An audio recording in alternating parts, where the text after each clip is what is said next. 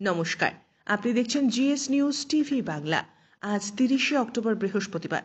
আজকের সবচেয়ে বড় কয়েকটি তাজা খবর দেখে নেব এক নজরে। আজকের হেডলাইন্সগুলি।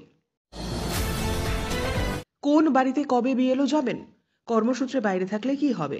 এসআইআর নিয়ে 15টি সংশয়ের জবাব দিলেন সিইও। নির্বাচন কমিশনের অফিস ঘেরাওয়ের হুঁশিয়ারি অভিষেকের। শুভেন্দু বললেন, দিল্লি পুলিশের লাঠির সাইজ 6 ফুট। ডান হাতের 4টে আঙ্গুল কাটা প্রদীপে, পরিবারের দাবিতে আরও জোরালো রহস্য।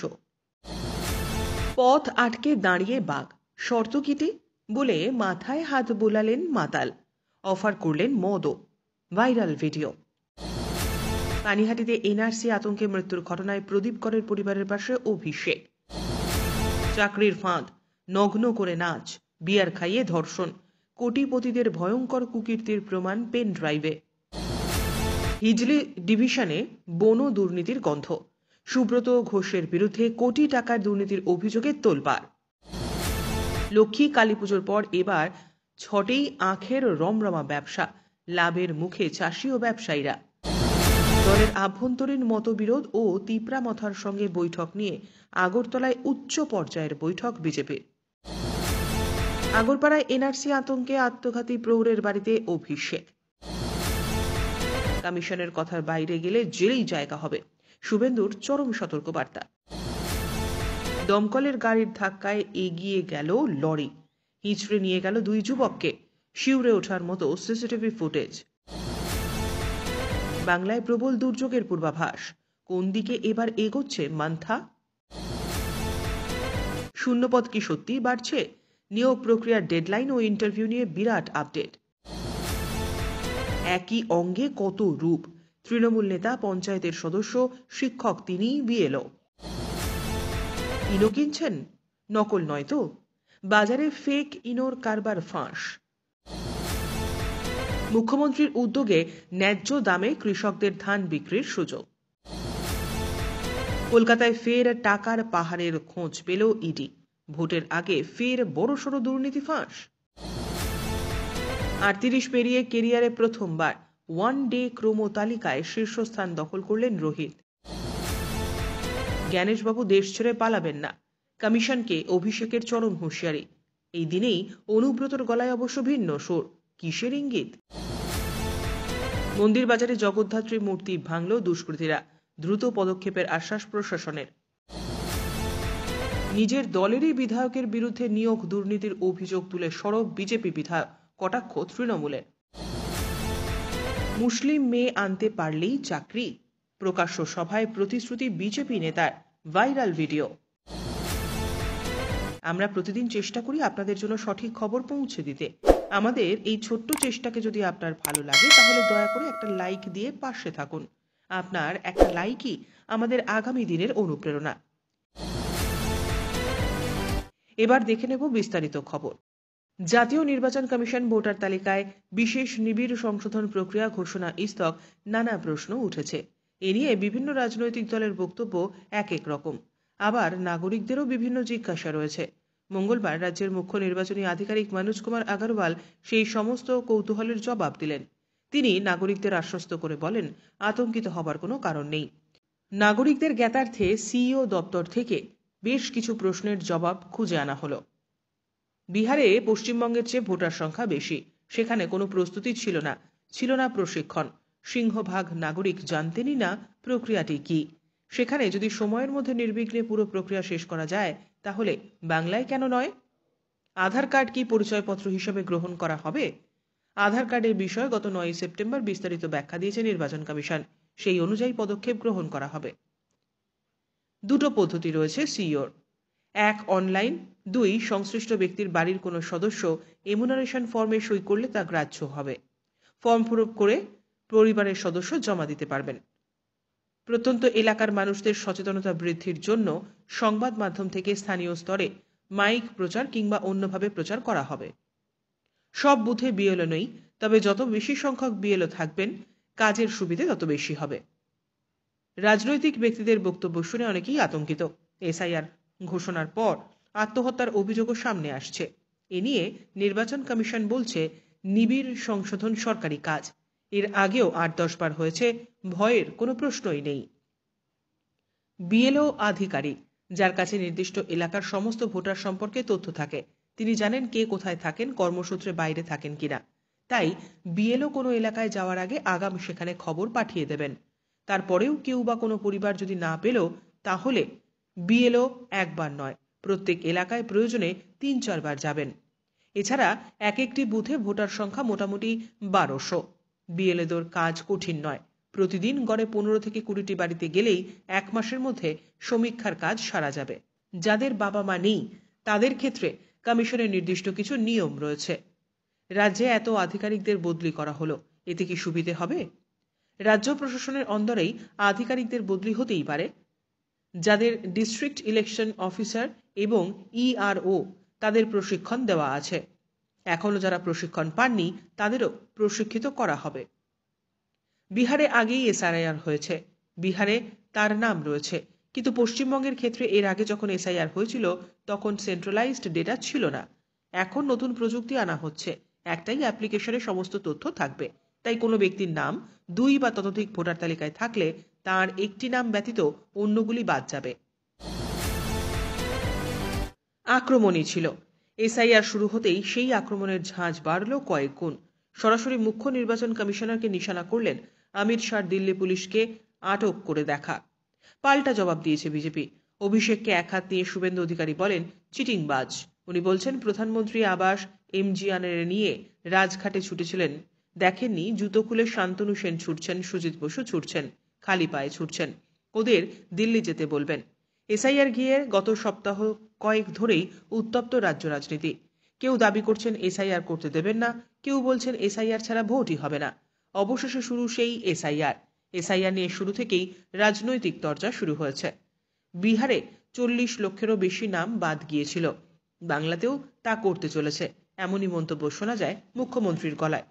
নির্বাচন কমিশন জানিয়েছে 4 নভেম্বর থেকে বাড়ি বাড়ি ভোটারদের এমুনারেশন ফর্ম দেওয়া এবং ভোটার তালিকায় সংশোধনের কাজ শুরু করবেন বুথ লেভেলের অফিসারেরা। এই প্রক্রিয়াটি চলবে 1 মাস।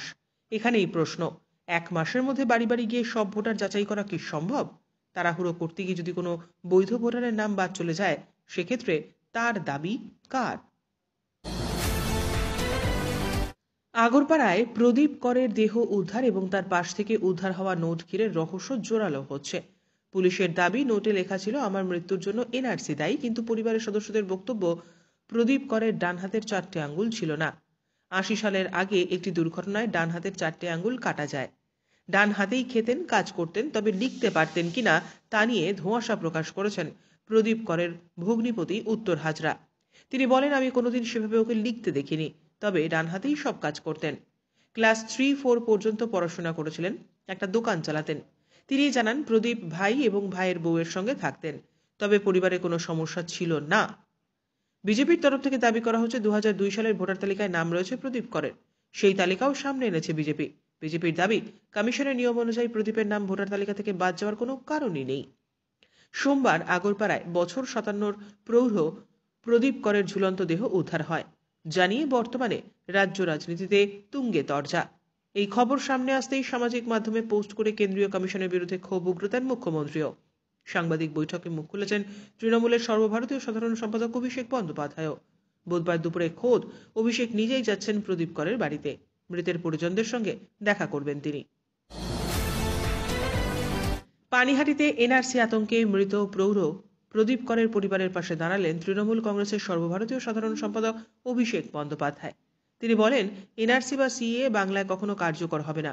মুখ্যমন্ত্রী মমতা বন্দ্যোপাধ্যায় এবং তৃণমূল কংগ্রেস এই রাজ্যের প্রতিটি নাগরিকের পাশে আছে। অভিষেকের এই সফর রাজনৈতিক দিক থেকেও গুরুত্বপূর্ণ, কারণ এনআরসি সিএ ইস্যুতে তৃণমূল কংগ্রেসের অবস্থান স্পষ্টভাবে মানবিক এবং রাজ্যবাসীর নিরাপত্তাকে কেন্দ্র করেই। পানিহাটির ঘটনাকে ঘিরে বিরোধীরা যেখানে কেন্দ্রীয় সরকারের নীতি সমালোচনা করছেন, সেখানে অভিষেকের উপস্থিতি তৃণমূলের রাজনৈতিক বার্তা আরও শক্তিশালী করেছে। প্রদীপ করের মৃত্যুর পর থেকেই পানিহাটির জনজীবনে ছায়া ফেলেছে এনআরসি আতঙ্ক। সামাজিক সংগঠন থেকে শুরু করে রাজনৈতিক মহল সকলেই এই ঘটনাকে মানবিক ট্র্যাজেডি হিসেবেই দেখছেন। শেষ পর্যন্ত অভিষেকের বার্তা ছিল একটাই, বাংলার মানুষ বাংলায় থাকবে। এনআরসি বা সিএ নামে কাউকে ভয় দেখানো যাবে না। চাকরির সন্ধানে এসে শহরের 3 ধনী ব্যক্তির লালসার শিকার হয়েছে 3 তরুণী। তাদের অভিযোগ, তাদেরকে কেবল ধর্ষণই করা হয়নি, জোর করে বিয়ার এবং সিগারেট খাওয়ানো হতো, বিবস্ত্র করে নাচতে বাধ্য করত এবং আপত্তিজনক ভিডিও ভাইরাল করার হুমকি দিয়ে মাসের পর মাস শোষণ করত। মঙ্গলবার নির্যাতিতা তরুণীরা পুলিশের কাছে একটি পেন ড্রাইভ জমা দিয়েছেন, যাতে তাদের ওপর হওয়া যৌন শোষণের বেশ কিছু গুরুত্বপূর্ণ প্রমাণ রয়েছে। তরুণীদের অভিযোগ, অভিযুক্তরা তাদের মদ্যপ অবস্থায় ধর্ষণ করত এবং গালিগালাজ করত। এই ঘটনায় পুলিশের ভূমিকা নিয়েও প্রশ্ন উঠছে। অভিযোগ, পুলিশ গত 2 দিন ধরে ঘটনাটি ধামাচাপা দেওয়ার চেষ্টা করছে। কেন এতদিনেও নির্যাতিতাদের মেডিকেল পরীক্ষা করানো হয়নি তা নিয়ে বিতর্ক সৃষ্টি হয়েছে। শহর কোতোয়ালি এলাকায় গত 22 তারিখ রাতে শহরের 3 আলাদা আলাদা এলাকার বাসিন্দা 3 তরুণী এই 3 ব্যবসায়ী এবং ঠিকাদারের বিরুদ্ধে যৌন শোষণের অভিযোগ এনে মামলা দায়ের করেন। 3 তরুণী ইন্টার কলেজ থেকেই একে অপরের বন্ধু। এদের মধ্যে একজন তপশিলি জাতি এবং বাকি 2 জন মুসলিম সম্প্রদায়ের। তারা জানায়, আলীগঞ্জের বাসিন্দা নবীন কুমারের মাধ্যমেই তারা অভিযুক্তর চক্করে পড়েছিলেন। চাকরি দেওয়া এবং পাইয়ে দেওয়ার নাম করে ওই 3 জন প্রায় 6 মাস ধরে তাদের উপর শারীরিক নির্যাতন চালাচ্ছিল। তরুণীরা জানিয়েছেন, 2 মাস পর যখন তারা বুঝতে পারেন যে অভিযুক্তরা তাদের কেবল শারীরিক শোষণই করছে, তখন তারা দূরত্ব তৈরি করার চেষ্টা করেন। কিন্তু অভিযুক্তরা মিষ্টি কথায় ভুলিয়ে এবং আপত্তিজনক ভিডিও দেখিয়ে হুমকি দেয় যে তারা তাদের ডাকে সাড়া না দিলে সেই ভিডিও ইন্টারনেটে ভাইরাল করে দেবে। আগরপাড়ার এনআরসি আতঙ্কে আত্মঘাতী প্রৌঢ় প্রদীপ করের বাড়িতে গেলেন অভিষেক বন্দ্যোপাধ্যায়। বুধবার তার সঙ্গী হন সাংসদ পার্থ ভৌমিক এবং পানিহাটির বিধায়ক নির্মল ঘোষ। মঙ্গলবার রাজ্যের মন্ত্রী চন্দ্রিমা ভট্টাচার্য মৃতের পরিবারের সঙ্গে দেখা করেন। বাড়ি থেকেই ঝুলন্ত দেহ উদ্ধার হয়েছিল ওই প্রৌঢ়। সুইসাইড নোটে আত্মহত্যার কারণ হিসেবে তারা দায়ী করে গিয়েছেন কেন্দ্রীয় সরকারের নাগরিক আইন এনআরসিকে। ডায়েরির পাতার একদম নিচে লেখা ছিল, এনআরসি আমার মৃত্যুর জন্য দায়ী। প্রদীপ করের সুইসাইড নোটের কারণ প্রকাশ্যে আসার পরেই বিজেপির বিরুদ্ধে খড়গহস্ত হয়েছে শাসক দল। মুখ্যমন্ত্রী মমতা বন্দ্যোপাধ্যায় সোশ্যাল মিডিয়ায় তোপ দেখেছিলেন বিজেপির বিরুদ্ধে। কেন্দ্রীয় সরকারের কাছে তিনি নির্মল খেলা চিরতরে বন্ধ করার দাবি জানিয়ে এসেছেন। বাংলা কখনোই এনআরসির অনুমতি দেবে না বলেও মুখ্যমন্ত্রী জানান। বিশেষ নিবিড় সমীক্ষা বা বুথ লেভেল অফিসারদের ভূমিকা গুরুত্বপূর্ণ। বিজেপির বক্তব্য, এখন বিএলও তৃণমূলের সদস্য, ফলে তাদের ভূমিকা নিয়ে প্রশ্ন তুলছে গেরুয়া শিবির। এই অবস্থায় মালদহের মানিকচকে তৃণমূলের এক পঞ্চায়েত সদস্যের নাম সামনে এলো, যিনি বিএলওর দায়িত্ব পালন করছেন। তৃণমূলের ওই পঞ্চায়েত সদস্যের নাম মতিউল আনসারি। তিনি মানিকচকের এনায়েতপুর শ্যামপুর প্রাথমিক স্কুলের শিক্ষক। মতিউলকে দায়িত্ব থেকে সরানোর দাবি জানিয়েছে সিপিএমও। মতিউল আনসারি এনায়েতপুর গ্রাম পঞ্চায়েতের তৃণমূল সদস্য। তিনি আবার এনায়েতপুর 156 নম্বর বুথের বিএলও। স্কুলের ভেতরে পাওয়া গেল এনাউল আনসারিকে। মতিউল প্রথমে বাংলার বুম ঠেলে সরিয়ে দিতে চাইলেন। তাকে প্রশ্ন করা হলো, আপনি কি তৃণমূলের নির্বাচিত জনপ্রতিনিধি ও বিএলও? তার জবাবে মতিউল বললেন, আমি কোনো মন্তব্য করতে চাই না। বিডিও অফিস থেকে যে তালিকা দেওয়া হয়েছে সেখানে দেখা গিয়েছে তৃণমূলের নির্বাচিত জনপ্রতিনিধি বিএলও। তৃণমূলের নির্বাচিত জনপ্রতিনিধি যদি বিএলওর দায়িত্ব পালন করেন, তাহলে গোটা প্রক্রিয়ার নিরপেক্ষতা নিয়েই প্রশ্ন থেকে যাচ্ছে। এদিকে বিএলওদের হুঁশিয়ারি দিয়ে বিধানসভায় বিরোধী দলনেতা শুভেন্দু অধিকারী বলেন, তৃণমূলের কথা, বিজেপির কথা শুনবেন না, কেবল নির্বাচন কমিশনের কথা শুনবেন। বিহারের 52 জন বিএলও কিন্তু এখনো জামিন পাননি, আপনাদের কিন্তু জেল কাটাতে হবে। অস্ট্রেলিয়ার মাটিতে ওয়ানডে সিরিজ খেলতে তিনি যখন গেলেন, তখন তাকে নিয়ে প্রচুর আলোচনা হচ্ছিল। ওয়ানডে ফরম্যাট থেকে অবসরের সম্ভাবনা, 2027 ওয়ানডে বিশ্বকাপে আদৌ সুযোগ পাবেন কিনা ইত্যাদি ইত্যাদি। প্রথম ওয়ানডেতে ব্যর্থ হওয়ার পর সমালোচনা আরও তীব্র হচ্ছিল। তবে ব্যাট হাতে সবকিছুর জবাব দিয়ে শেষ 2টি ম্যাচে আবারও 38 বছর পেরিয়ে ওয়ানডে ক্যারিয়ারে প্রথমবার বিশ্বের 1 নম্বর ব্যাটার হয়ে গেলেন রোহিত শর্মা। আইসিসির যে তালিকা প্রকাশ করেছে বুধবার, সেখানে দেখা যাচ্ছে ব্যাটারদের ক্রমতালিকায় শীর্ষস্থান দখল করেছেন তিনি। রোহিত মোট 36 রেটিং পয়েন্ট উন্নতি করেছেন। 781 রেটিং পয়েন্ট নিয়ে এই মুহূর্তে ব্যাটারদের তালিকায় তার নম্বর রয়েছে 1। ফের কোথায় চোট লাগলো নাম প্রকাশ করা যাবে না, এই শর্তে বোর্ডের কর্তা বলেন, ওর ঘাড়ে ফিক ব্যথা মতো লেগেছে, ঘাড় ঘোরাতে পারছে না, যে কারণে ওর নড়াচড়া সীমিত হয়ে গিয়েছে, নিচু হতে গেলেও কষ্ট হচ্ছে নীতিশের। ডায়মন্ড হারবারে ফের উত্তেজনা, অভিযোগ উঠেছে মন্দিরবাজারে মৃৎশিল্পীর চালা ঘরে ভাঙা হয়েছে কয়েকটি জগদ্ধাত্রীর প্রতিমা। এই ঘটনাকে কেন্দ্র করে উত্তাল হয়ে ওঠে গোটা এলাকা। বুধবার সকালে যে সমস্ত পুজো উদ্যোক্তারা বায়না দিয়েছিলেন, তাদের কাছে এই ঘটনার খবর যায়। পুজো উদ্যোক্তারা এসে বিক্ষোভে ফেটে পড়েন। পুজো উদ্যোক্তাদের সঙ্গে সাধারণ মানুষও এলাকার পথ অবরোধ করে বিক্ষোভ দেখাতে শুরু করে। এই ঘটনায় ক্ষোভের মুখে পড়েন বিধায়কও। উত্তেজিত বিক্ষোভকারীদের হাত জড়ো করে বিধায়ক বলেন, আমিও হিন্দু, যে বা যারা এই জঘন্য কাজ করেছে কাউকেই ছাড়া হবে না। এ প্রসঙ্গে অতিরিক্ত পুলিশ সুপার কৌস্তবদীপ আচার্যের নেতৃত্বে বিশাল পুলিশ বাহিনী ঘটনাস্থলে আসে। নামে র্যাফও। ঘটনাস্থলে পৌঁছন ডিএসপি এবং বিভিন্ন থানার আইসি, ওসি সহ বিশাল পুলিশ বাহিনী এবং কমব্যাট ফোর্স। পুলিশ প্রশাসন এবং শাসক ও বিরোধী রাজনৈতিক দলের নেতাদের সকলের সহযোগিতায় পরিস্থিতি সামলানো হয় বলে জানা গিয়েছে। প্রশাসনের আশ্বাসে প্রায় 2 ঘন্টা পরে অবরোধ ওঠে। যানজট মুক্ত করে গাড়ি চলাচল স্বাভাবিক করে পুলিশ। একই সঙ্গে মৃৎশিল্পীকে অনুরোধ করা হয় যাতে জরুরি ভিত্তিতে ক্ষতিগ্রস্ত প্রতিমা মেরামত করে মণ্ডপগুলিতে নির্বিঘ্নে পৌঁছানোর ব্যবস্থা করা যায়। এই ছিল আজকের গুরুত্বপূর্ণ কয়েকটি খবর। আমাদের খবর ভালো লাগলে ভিডিওটি শেয়ার করুন, চ্যানেলটি সাবস্ক্রাইব করুন। ফিরে আসবো আগামী গুরুত্বপূর্ণ খবর নিয়ে। ধন্যবাদ।